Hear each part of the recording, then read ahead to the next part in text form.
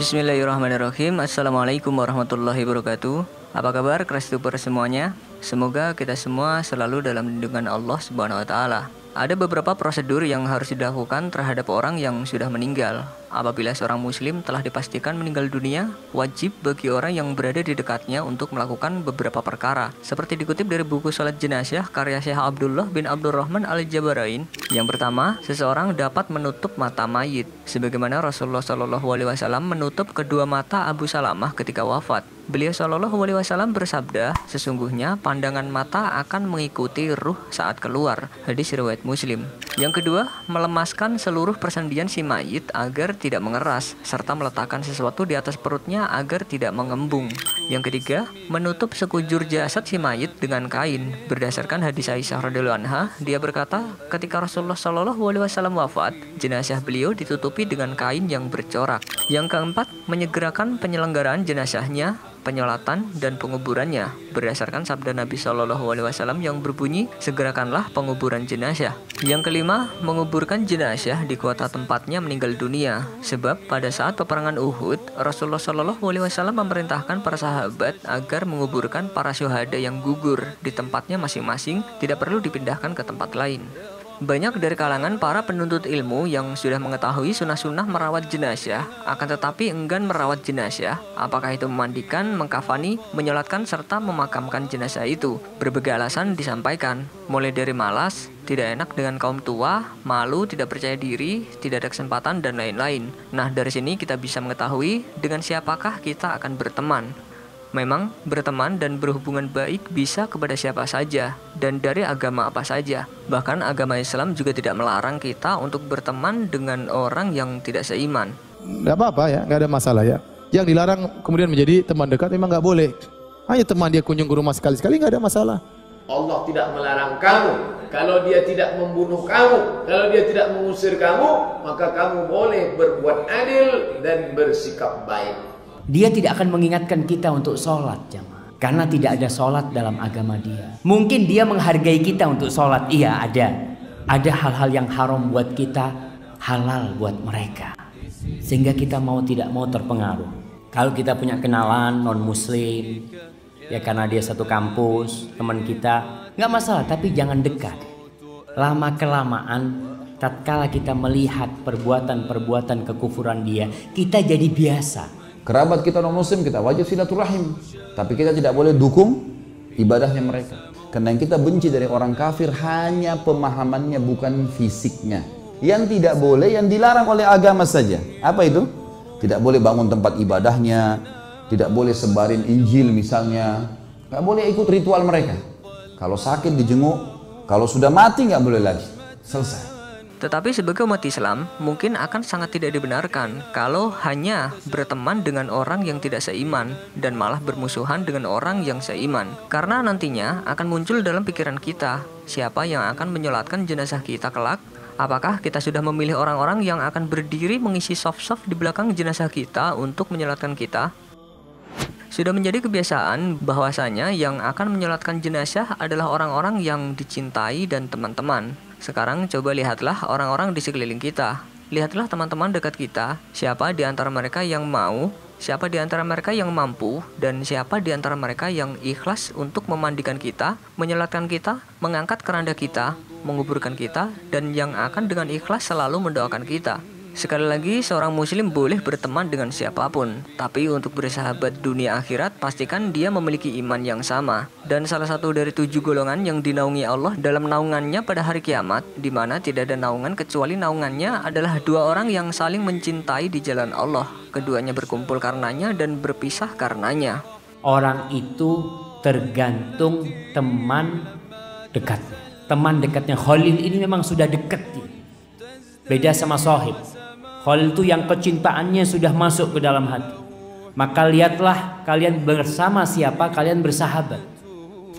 Ada sebuah postingan di media sosial tentang sholat jenazah yang berbunyi, "Dicari teman yang bisa dan mau menyolatkan saya ketika wafat." Dalam postingannya ini tertulis bahwa ada seseorang yang dikenal sebagai seorang yang diberikan kedudukan yang tinggi di dunia ini di hadapan manusia, yang beberapa waktu lalu beliau wafat. Selang 1 jam tersiar berita duka, semua tetangga pun bergerak. Tamu-tamu besar dan relasi bisnisnya berdatangan ke rumah megahnya. Tidak sampai 3 jam, jalan raya di sekitar rumah duka penuh dengan karangan bunga yang tersurat dari rupa-rupa orang besar di negeri ini. Jalanan pun ditutup untuk umum dan dijaga oleh polisi militer.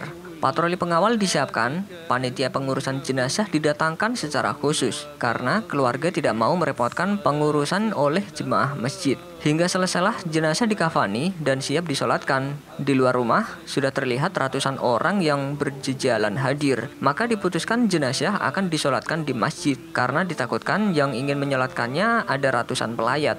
Masjid pun disiapkan dan jenazah sudah di hadapan imam. Tetapi yang berbaris di belakang imam hanya 6 orang. Pihak keluarga mengira kalau para pelayat tidak tahu bahwa jenazah disolatkan di masjid. Maka ia pun menyeru kepada para pelayat dan memberitahu kalau sholat jenazah segera dimulai. Namun tamu-tamu elit dan sosialita ini banyak beralasan. Beberapa di antara mereka ada yang merasa berat untuk membuka sepatunya. Kemudian beberapa tetangga juga tidak mau hadir menyolatkan karena merasa malu dengan tamu-tamu elitnya. Akhirnya terhimpun sekitar 11 orang yang kemudian dibagi menjadi 3 shaf. Jenazah pun akhirnya disolatkan. Nah, terlepas dari benar tidaknya, namun kisah ini memberikan gambaran kepada kita dan menunjukkan kepada kita siapa sahabat yang sebenarnya. Apakah yang menyolatkan jenazah itu memang benar-benar ikhlas atau hanya untuk menggugurkan kewajiban? Wallahu a'lam bishawab. Dari Abu Hurairah, Rasulullah SAW pernah bersabda, "Apabila kalian menyolatkan mayit, maka ikhlaskanlah doa untuknya." Kemudian hadis riwayat Bukhari dan Muslim, Rasulullah SAW pernah bersabda, "Siapa yang menyaksikan jenazah dari rumahnya dengan penuh keimanan dan mengharapkan pahala sampai disolatkan, maka ia mendapat pahala 1 qirot. Dan siapa yang mengiring jenazah dari rumahnya sampai mayit dikuburkan, maka baginya 2 qirot." Kemudian ditanya, seperti apa 2 qirot itu? Yaitu sebesar 2 gunung yang besar. Hadis riwayat Bukhari dan Muslim. Selanjutnya, sahabat yang baik adalah sahabat yang bisa mengeluarkan kita dari neraka. Diriwayatkan bahwa apabila penghuni surga telah masuk ke dalam surga, lalu mereka tidak menemukan sahabat-sahabat yang selalu bersama mereka dahulu di dunia, maka bertanyalah mereka tentang sahabat-sahabat itu kepada Allah Subhanahu wa Ta'ala. "Ya Rabb, kami tidak melihat sahabat-sahabat kami yang sewaktu di dunia sholat bersama dengan kami, puasa bersama kami, dan berjuang bersama kami." Maka Allah berfirman, "Pergilah ke neraka, lalu keluarkanlah sahabat-sahabatmu yang di hatinya ada iman, walaupun hanya sebesar zarah." Al-Hasan Al-Basri berkata, "Perbanyaklah sahabat-sahabat mukminmu, karena mereka memiliki syafaat pada hari kiamat." Sementara Ibnul Jauzi pernah berpesan kepada sahabat-sahabatnya sambil menangis, "Jika kalian tidak menemukan aku di surga bersama kalian, maka tolonglah bertanya kepada Allah tentang aku. Wahai Rabb kami, hambamu fulan sewaktu di dunia selalu mengingatkan kami tentang engkau, maka masukkanlah dia bersama kami di surgamu." Ya Allah, dulu kami puasa sama-sama. Ya Allah, dulu kami sholat sama-sama. Ya Allah, dulu kami ibadah sama-sama. Ya Rabb, kami tidak temukan dia di sini, ya Allah. Sampai ketika puncak pada permohonannya, tiba-tiba Allah berfirman, "Hei para malaikat, keluarkan orang yang dikenali oleh orang-orang ini, yang disebutkan tadi. Keluarkan mereka dari neraka." Tiba-tiba dikeluarkan. Bertemulah orang-orang ini dengan temannya. Ya, fa asbahtum bi ni'mati ikhwana. Siapa yang bisa mengangkat itu semua? Di antaranya Allah berikan nikmat kepada anda dengan dapatnya ikhwan dalam kehidupan. Cuma itu yang bisa menolong anda di hari akhirat, teman-teman terbaik, selain syafaat-syafaat yang lain. Maka pastikan di kantor anda, teman anda bisa membawa anda ke surga. Pastikan di rumah anda, pasangan hidup anda adalah teman yang bisa membawa anda ke surga. Pesan dari video ini adalah, boleh saja kita berteman dengan orang yang berlainan iman, tetapi jangan lupa untuk mencari teman seiman yang kelak dia mau, yang kelak dia mampu, dan yang kelak dia ikhlas menyolatkan kita ketika kita meninggal dunia, serta yang senantiasa mengingat kita ketika mereka sudah ada dalam surga. Jika tanah kuburan bisa dibeli, memandikan dan mengurus jenazah bisa menyewa jasa, tetapi menyolatkan jenazah, walaupun bisa membayar orang, tetapi keikhlasannya masih patut kita pertanyakan. Tidak ada seorang muslim yang meninggal, kemudian 40 orang yang tidak menyekutukan sesuatu dengan Allah mensolati jenazahnya, kecuali Allah menerima syafaat mereka untuknya. Hadits ini memberikan kepada kita pelajaran bahwasanya makin banyak orang yang mensolati jenazah, maka makin besar manfaatnya buat si mayit.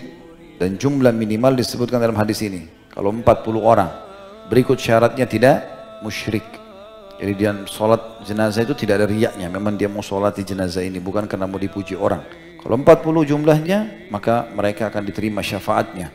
Ini maksud dengan syafaat adalah doa yang dibaca pada saat takbir yang ketiga. Makanya berdoa teman-teman sekalian agar pada saat kita meninggal ramai disolati orang. Wallahu a'lam bishawab. Wassalamualaikum warahmatullahi wabarakatuh. Dan saya mohon pada anda semuanya, tolong ingat ini ya, baik-baik. Kalau nanti di akhirat, anda tidak temukan saya di surga, tolong ingatkan kepada Allah. Tolong ingatkan, ya Allah. Mohon ya Allah. Adi Hidayat pernah mengajar saya dan mengingatkan saya di sini.